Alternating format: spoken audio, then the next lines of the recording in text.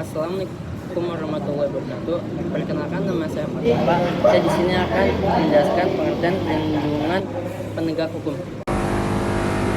Definisi perlindungan hukum. Perlindungan hukum adalah upaya melindungi subjek hukum dengan sejumlah peraturan yang ada.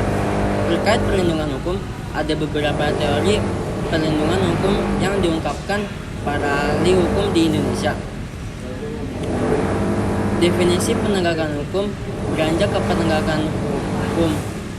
Harun M. Hussein dalam Kejahatan dan Penegakan Hukum di Indonesia menerangkan bahwa penegakan hukum adalah penyelenggaraan hukum oleh petugas penegak hukum dan oleh setiap orang yang mempunyai kepentingan sesuai dengan kewenangan yang dan berdasarkan hukum yang berlaku.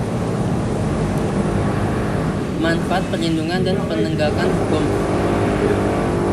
Menegakkan supremasi hukum. Makna dari supremasi hukum adalah hukum memiliki kekuasaan mutlak dalam mengatur manusia atau sederhananya semua tindakan pemerintah dan warga negara berlandaskan pada hukum. Tegaknya supremasi hukum berarti tidak ada ketimpangan antara penguasa dan rakyat. Hukum melindungi semua tanpa intervensi. Mewujudkan keadilan hukum dibentuk untuk mewujudkan keadilan bagi setiap orang atau setiap warga negara. Dengan adanya keadilan, setiap orang dapat melaksanakan kewajibannya dan menikmati setiap hak-haknya sebagai manusia dan sebagai warga negara.